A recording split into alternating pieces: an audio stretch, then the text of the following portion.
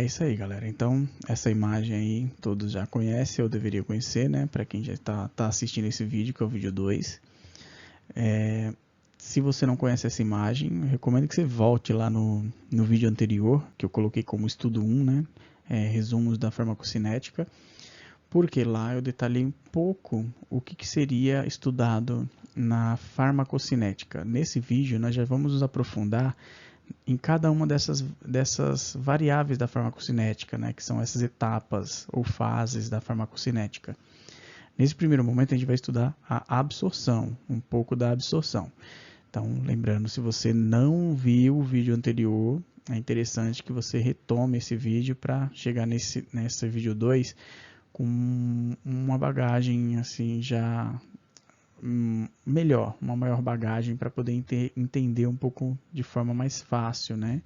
Então vamos lá. Para que a gente entenda aí essas variáveis da farmacocinética, né, para estudar diretamente a absorção de fármacos, nós temos que voltar no tempo a um conhecimento que a gente já deve ter adquirido em algum momento, e para quem não adquiriu, vai adquirir esse conhecimento agora. Nós precisamos entender algumas particularidades aí da unidade fundamental do ser humano, que é a célula. Veja que nessa imagem tem informação pra caramba. Tem um monte de informação. Vários nomes. Cada um desses nomes representa uma organela. Cada organela faz uma coisa, faz várias coisas ao mesmo tempo. Mas para o nosso estudo aqui, que seria um resumo, né, de uma forma mais simplificada, nós não vamos precisar saber tudo isso daí. Então, o que eu vou fazer? Eu vou simplificar a célula para a gente olhar só para os pontos que nos interessam nesse momento. Vamos lá, então. Ó. Peguei aqui, então, o exemplo desse ovo frito, tá bom? Então, vamos olhar agora para a célula baseado nesse exemplo do ovo frito aí. E só os pontos que interessam para o nosso estudo nesse momento. É importante você entender a célula como um todo? Sim, mas não para nosso estudo aqui. Então, primeiramente, a gente precisa saber que essa célula ela vai ter um núcleo, tá bom? E ela vai ter um corpo, e esse corpo nós chamamos de citoplasma, beleza? Aqui, o núcleo, ele está delimitado ali, ou protegido por uma membrana que a gente chama de membrana nuclear, e o citoplasma também, ele é delimitado e protegido aí por uma membrana que nós chamamos de membrana celular ou membrana plasmática. Os dois termos estão corretos, tá? E pode ser usado qualquer um deles. Você vai encontrar em vários autores. Uns usam membrana celular, outros usam membrana plasmática. No mesmo livro tem os dois termos, então isso não vai influenciar em nada. Se for membrana celular ou plasmática, estamos falando da mesma estrutura. Agora eu vou pegar um exemplo aqui do ovo cru, né? Veio ali na imagem que tem 3 ovos e um deles está até quebrado para a gente ver o que tem lá dentro. Esse ovo, a gente vai olhar para ele e ver a casca como sendo a membrana plasmática, tá bom? Então a casca desse ovo seria a membrana plasmática.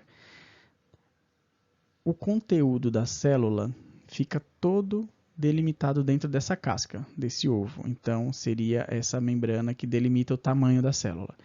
Lá dentro tem todo o conteúdo, vai ter o citoplasma e vai ter o núcleo, tá bom? O núcleo está ali, a gente até consegue ver que seria a gema, tá bom? Então, está aqui, ó, a casca sendo a membrana celular ou membrana plasmática, como eu já falei. Mais um exemplo aqui, um pouco maior, para a gente entender 2 termos que a gente vai usar bastante na farmacologia, tá bom? Aqui, ó, intracelular.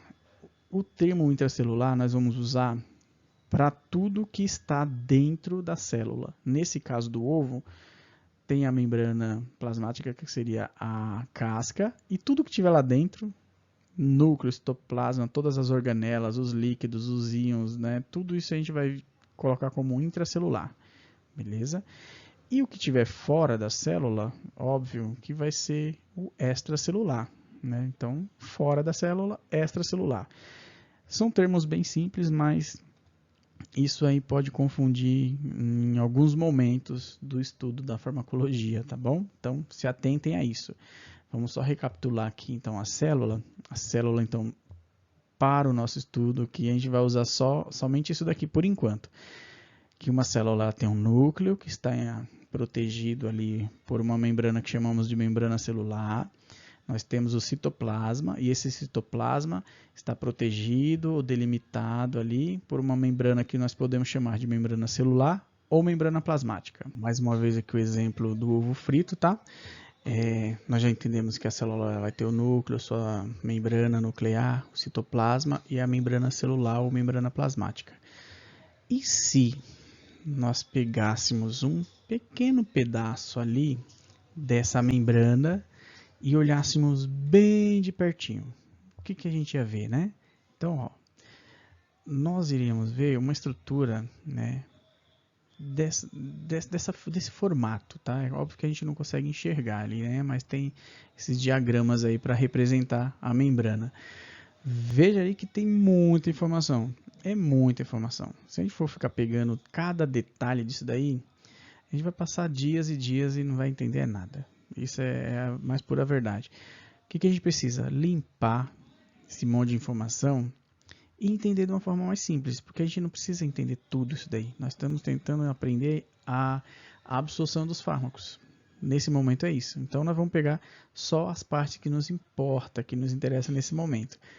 Mais uma fotinha aqui que eu tirei ali para vocês. Você vai ter um outro desenho, né? Então você vai ver ali, ó, muitas estruturas, várias informações, e a gente não vai precisar de tanta informação nesse momento. Então vamos simplificar essa membrana plasmática, tá bom? Um outro desenho aqui, ó. Eu já peguei com uma coloração diferente, por quê? Para a gente ir pegando o conhecimento a partir da cor também, tá? Então vamos lá.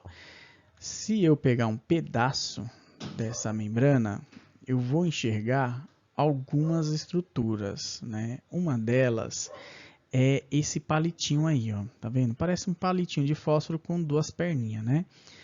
Essa estrutura a gente chama de fosfolipídio. Um palitinho desse é um fosfolipídio. Se a gente coloca todos, fica no plural, é óbvio que fosfolipídios.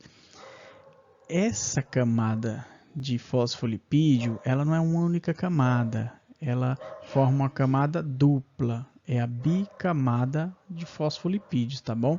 Então, eles ficam num arranjo desse jeito. Cabecinha para um lado, cabecinha para o outro, e as pernas sempre em direção à outra. Então ele forma essa bicamada, tá bom? Vamos dar uma olhada aqui, ó, de uma forma mais intrigante aí, um pouco mais difícil também, né? Que aí ela está no formato da química orgânica. Óbvio que a gente não vai ficar se apegando a isso agora. É só para enxergar de várias formas o que é o fosfolipídio, tá? O que a gente precisa saber no fosfolipídio? Nós precisamos saber que o fosfolipídio ele tem uma cabeça. Essa região onde ficou vermelha é a cabeça. Esse mesmo fosfolipídio tem uma outra região que a gente chama de cauda. Nesse caso são caudas, que são duas. Ele sempre vai ter duas caudas, tá ok? Então, o fosfolipídio ele tem uma cabeça e ele tem uma cauda. Na cabeça do fosfolipídio existe uma região, né, que a gente tem lá um grupo químico, né, que nós chamamos de grupo fosfato. E já é daí que vem o nome do fosfolipídio, fosfato. E a cauda dele, do fosfolipídio, eu coloquei de amarelo, por quê? Para a gente lembrar lá da gordura mesmo, né, dos lipídios, porque a cauda é composta basicamente de lipídios. Então, fosfolipídio é derivado da cabeça do fosfolipídio, porque ele tem esse grupo fosfato, e as suas caudas, elas são basicamente de lipídios. E aí nós temos o nome fosfolipídio, tá bom? Eu acho que assim o entendimento fica um pouco mais preciso.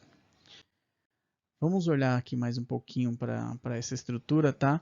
Então a gente aprendeu que ele tem uma cabeça e que ele tem uma cauda. Vamos colocar aí que ele tem a cauda, tá? Então, olha lá. Aqui eu coloquei informações de polar e apolar, mas a gente vai ver nesse slide aqui que ele está um pouco maior. Eu dei um zoom aqui para melhorar, tá bom? Então, a cabeça do fosfolipídio ele tem uma característica que nós dizemos que ela é polar, tá? Quando uma estrutura ela é dita como polar, né, ela tem uma afinidade pela água. Então, nós dizemos que a cabeça do fosfolipídio ela é polar e tem afinidade por água. o termo que se usa é hidrofílico. Então, a cabeça do fosfolipídio, ela é hidrofílica, ou seja, tem afinidade por água, ok?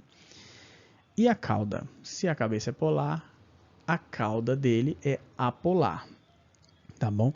Se a cauda é de lipídios de gordura, é óbvio que ele não vai ter afinidade por água, ele vai ter afinidade por lipídio. Então, o termo que a gente usa aí é lipofílica, a cauda lipofílica e apolar, tá bom? Aqui, por curiosidade, eu coloquei o termo inverso, né? Se a cabeça dela é hidrofílica, tem afinidade por água, ele vai ter fobia do lipídio, então ele não vai gostar de lipídio. Então, o termo usado seria lipofóbico, ok? Mesma coisa na cauda. Se a cauda tem afinidade por gordura, ela vai ter fobia por água. Só que na literatura a gente só vai estudar baseado na filia. Nós vamos estudar apenas baseado na filia, ou seja, pela afinidade.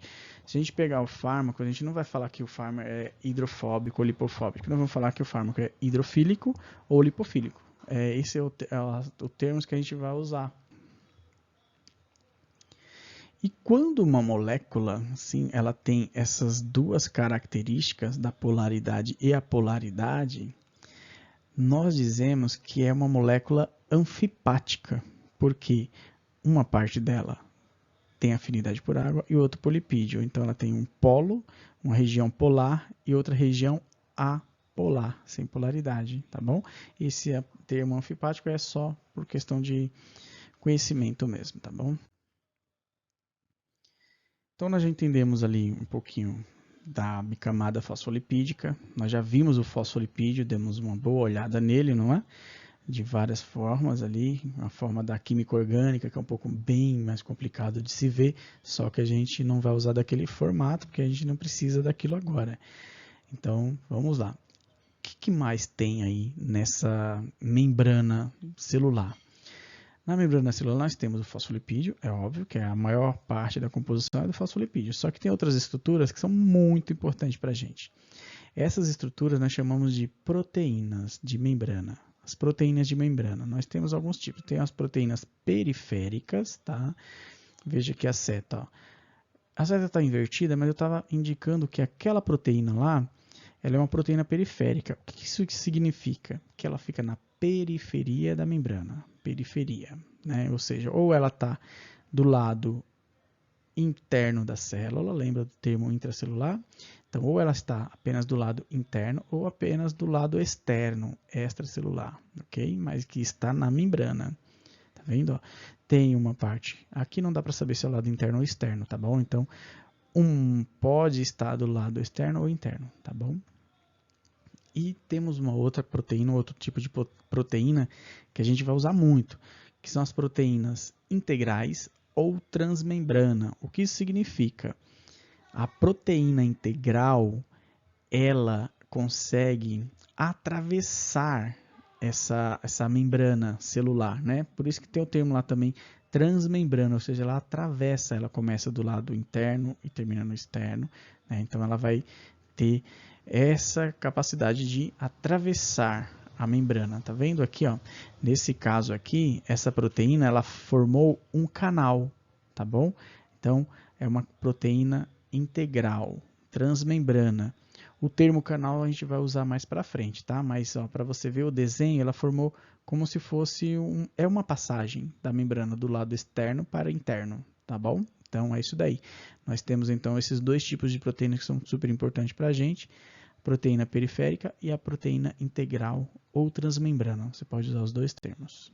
Então agora vem a parte mais complexa e mais demorada, tá bom? Que seria, eu vou deixar aqui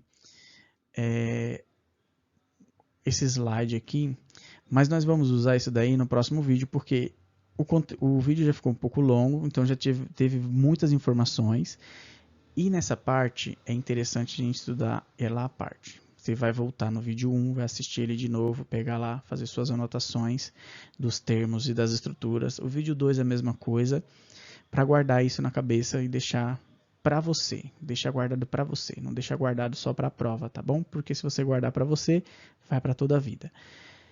Nós vamos entender o transporte das substâncias através da membrana plasmática. Você vai ficar com essa imagem aqui na sua cabeça também para aguardar o próximo vídeo. Assim que eu terminar de editar o próximo vídeo, de gravar o próximo vídeo, se você tiver inscrito lá e tiver clicado naquele sininho de notificação, você já vai ser notificado que o vídeo chegou, foi disponibilizado. Então fique com essa imagem, né? Estude um pouco do outro vídeo. É de extrema importância a gente pegar alguns livros para ter referência. Eu tenho algumas referências, eu tenho alguns livros que eu fui comprando depois da faculdade mesmo, eu usava os livros da biblioteca. Mas é importante você dar uma lida também, é legal. Às vezes lá o conteúdo, a forma de escrever no livro é muito chato de entender. Por isso que eu deixo essa parte desenhada. Então fique com essa imagem na cabeça que nós vamos estudar ela no próximo vídeo, tá bom? Então, por enquanto é isso. Fiquem todos aí em paz, né? Os estudadores e as estudadoras. E aguarde o próximo vídeo que em breve ele vai chegar, tá bom? Até mais.